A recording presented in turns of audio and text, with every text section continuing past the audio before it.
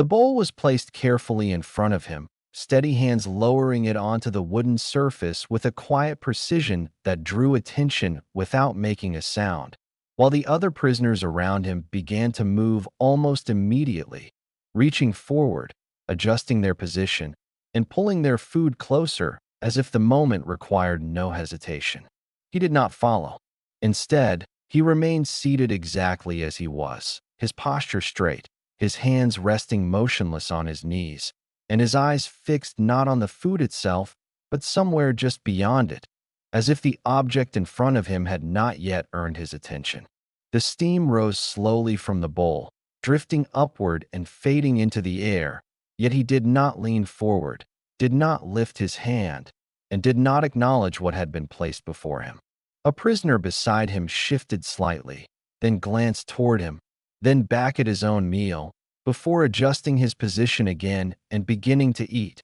while another across the table paused mid-motion, holding his utensil in the air for a moment longer than necessary, watching him without fully turning his head. The room did not stop moving, but something had changed within it, because while every other man had accepted what was given, one of them refused to begin.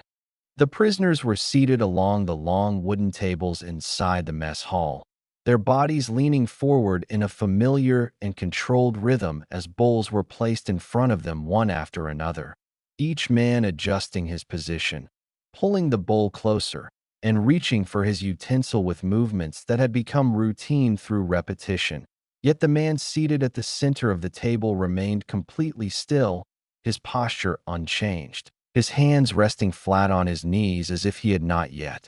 entered the same moment as the others around him. A guard moved along the table with steady steps, placing another bowl in front of a nearby prisoner before continuing forward without hesitation, while the man seated beside the unmoving prisoner shifted slightly in his seat, lifted his utensil, and paused just long enough for his eyes to move toward the untouched bowl before lowering his gaze again and beginning to eat with controlled, measured movements that did not fully conceal his awareness of what was happening next to him. Across the table, another prisoner leaned forward and lifted his bowl slightly closer to his chest before taking a first bite, then a second, his movements precise and contained, yet his eyes rose briefly, then again, each time returning quickly to his food as if he had decided not to linger on what he had noticed, even though his attention kept drifting back. The untouched bowl remained exactly where it had been placed,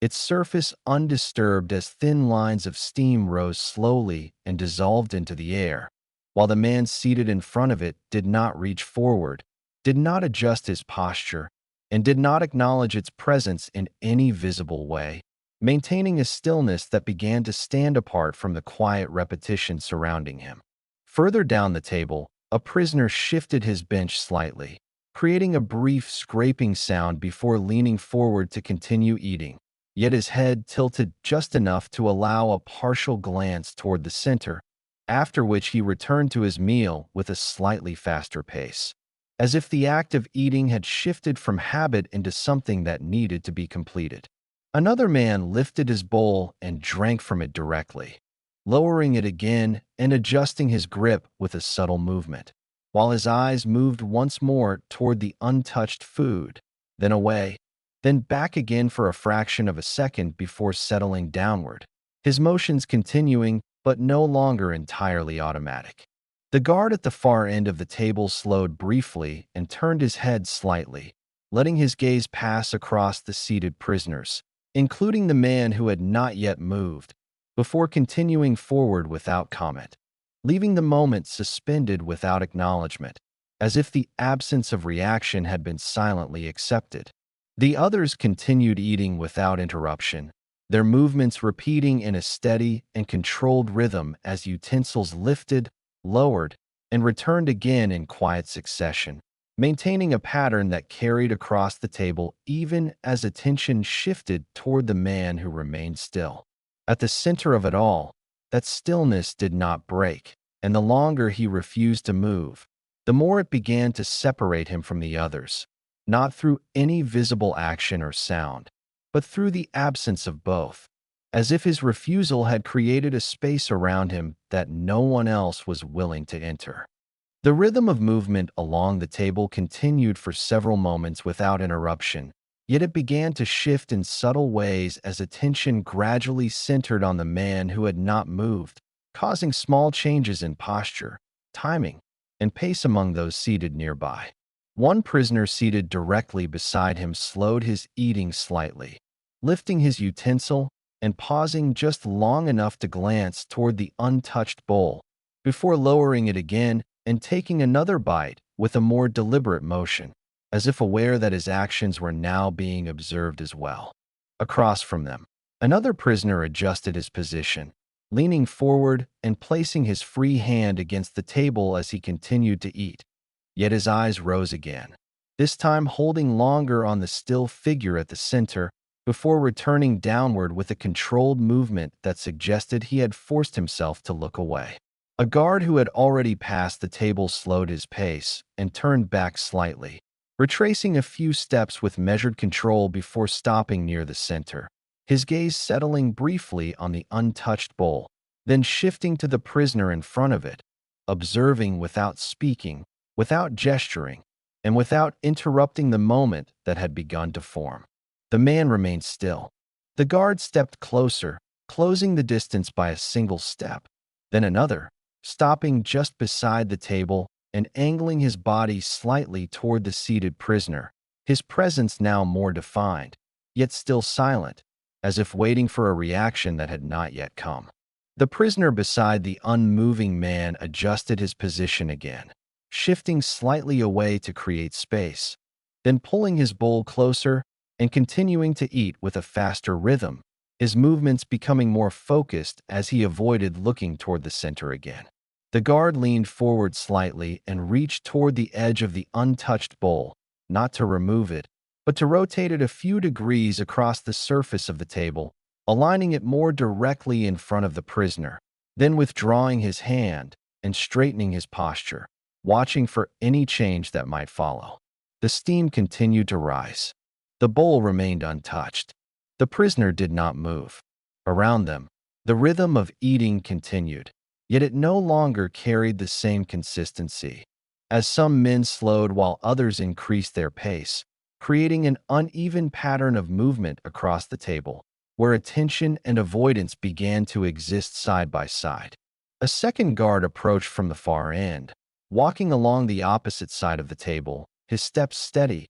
his gaze moving from one prisoner to another before settling briefly on the same unmoving figure, then continuing forward until he stood several paces away, stopping without speaking and maintaining a position that added weight to the silence rather than breaking it. One prisoner further down the table lifted his bowl again, drank quickly, then lowered it and wiped his mouth with the back of his hand, his eyes flicking once toward the center before returning to his food, while another shifted his bench slightly, adjusting his position as if trying to create distance from the moment without leaving his place. The guard closest to the unmoving prisoner remained beside the table, his presence unchanged, his posture steady, his gaze fixed, while the prisoner in front of him continued to sit without reaction, his hands still resting on his knees, his posture unchanged, and his attention directed somewhere beyond the bowl that had been placed in front of him. And as the silence extended, not through the absence of sound, but through the absence of response, the pressure of the moment began to build, not from orders or commands, but from the expectation that something, at some point, would have to break. The tension that had been building around the table shifted into a more direct form when the guard standing beside the unmoving prisoner lowered his posture slightly and spoke for the first time, his voice quiet but clear as he addressed the man without raising it, choosing a tone that did not command yet carried expectation, while every nearby movement slowed in response to the sound that had finally broken the silence. Several prisoners lifted their heads almost at the same moment, not fully turning, but enough to register that something had changed, before forcing themselves to continue eating with movements that were no longer natural. The prisoner did not answer. The guard waited briefly, then repeated the instruction again with slightly more emphasis, adjusting his stance as he spoke and bringing one hand forward to rest on the edge of the table, positioning himself closer without crossing into the prisoner's space, as if testing whether proximity combined with voice would be enough to produce a reaction. Across the table, one prisoner stopped eating entirely, lowering his utensil onto the tray and holding still for a moment, his eyes fixed on the interaction, before he shifted his posture and resumed eating with slower, more deliberate movements, while another nearby adjusted his seat and turned slightly away, increasing the angle of his body as if distancing himself without leaving his place. The guard's hand moved from the edge of the table to the side of the bowl, and this time instead of sliding it, he lifted it slightly and set it back down with a controlled motion that produced a soft but distinct sound, placing it directly in front of the prisoner with precise alignment, then withdrawing his hand and watching closely. The prisoner's posture did not change. A second guard stepped forward from the opposite side and stopped at a closer distance than before, folding his arms briefly before letting them fall again, his gaze fixed on the seated man, adding a second point of attention that made the space around the prisoner feel narrower without any physical contact taking place. Further down the table, a prisoner leaned back slightly and wiped his hands against his uniform, then looked forward again, his attention no longer divided but fixed entirely on the center of the moment, while another reached for his bowl and drank quickly,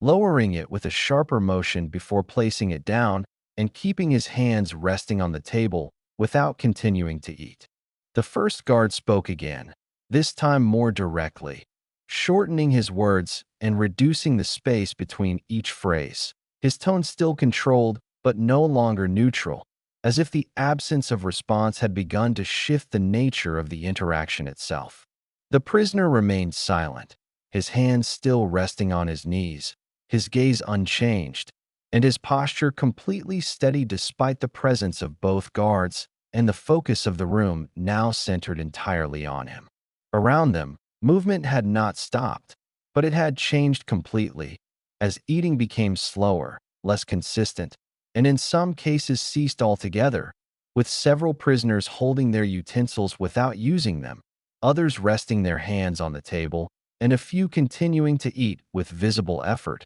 creating an uneven rhythm that reflected the shift from routine into attention. And as the guard stood waiting for a response that did not come, the moment moved beyond observation and into something more defined, because the silence was no longer passive, and the refusal was no longer unnoticed, yet neither had been broken, and that was what made the situation impossible to resolve through the same actions that had already failed.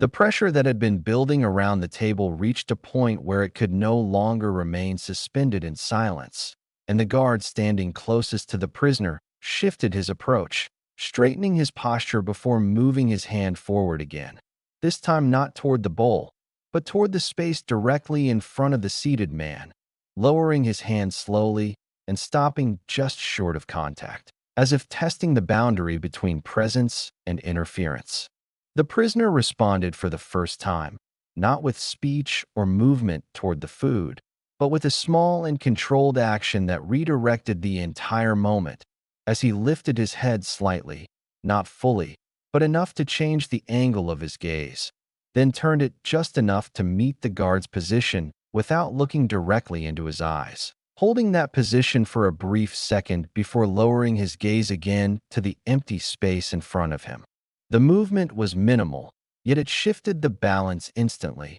causing the guard's hand to pause mid-air before withdrawing slowly, his posture adjusting as he stepped back half a pace, recalibrating his position in response to something that had not broken the silence, but had clearly answered it. Across the table, one prisoner lowered his utensil completely and leaned back slightly, his attention now fully fixed on the interaction, while another stopped mid-motion and held his position, his body still, his hands resting against the table without continuing to eat, as if the room itself had begun to hold its breath. The second guard stepped closer, reducing the distance further, then shifted his stance and spoke for the first time, his voice slightly firmer than the first, delivering the instruction again with less space between the words, while his gaze remained fixed on the seated man,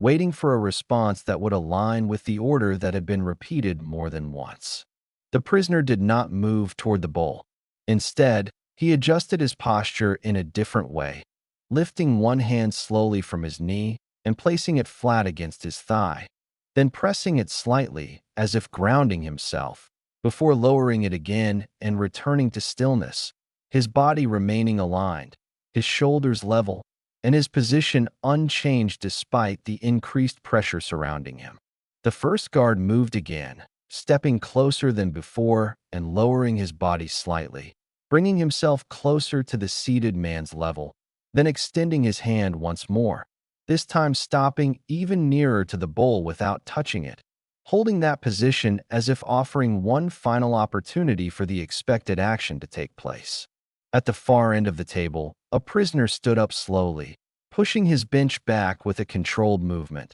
then remaining where he was, his body angled toward the center as he watched without stepping closer, while another nearby shifted his seat and turned slightly away, breaking his line of sight as if choosing not to witness what might follow. The guard held his position for a moment longer, then withdrew his hand again and straightened, his posture now more rigid, his presence more defined, while the second guard remained still, his gaze unchanged, his stance fixed. And in the space between them, the prisoner remained exactly where he had been, his refusal no longer silent in the same way as before, because it had now taken form through action, however small, and that was enough to make it clear that what was happening was no longer hesitation, but a decision that was being held in place.